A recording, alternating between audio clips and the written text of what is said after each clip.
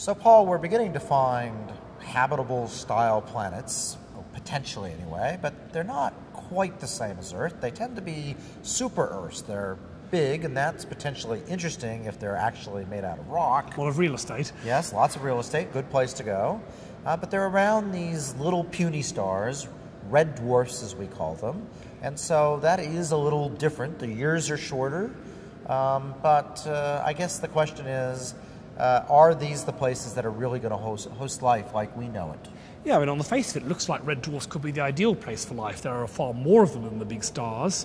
We know from the Kepler results they tend to have more planets enclosed in orbits, and these are the places we're now finding potentially habitable planets. So this actually begs the question, if this is the ideal place for life, and there are so many of them, why don't we live around a red dwarf? Is there something weird about us living around such a big star as our sun? So you're sort of getting into that anthropic argument again, where we say if we're a random chance, we would expect to be around the most common place to have where life would be formed in the universe. And so if life is everywhere around these red dwarfs, we should be around a red dwarf, not around a sun-like star. Yeah, I mean, the statistics are not that compelling because about 20% of stars are like our sun or bigger, so it's not as if they're ridiculously rare. 20% chance I can live with.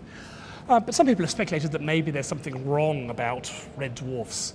One possibility is red dwarfs often flare on the surface in a much stronger way than the sun does. Yeah, they're kind of a pain, because you know, when I'm out looking for supernovae, we occasionally get these stupid red dwarfs that flare up out of nothing.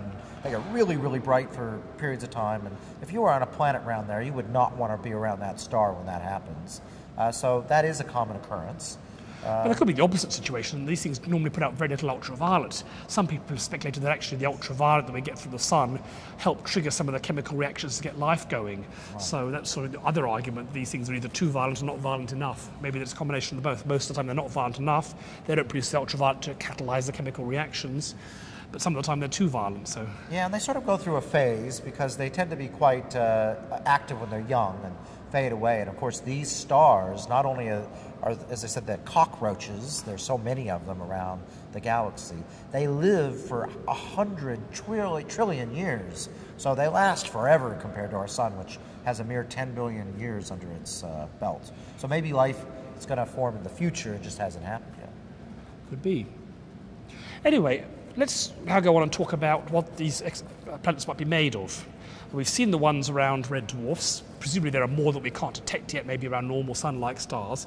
Are they going to be made of weird elements, or are they going to be made of the familiar elements? How weird are they going to be? Okay.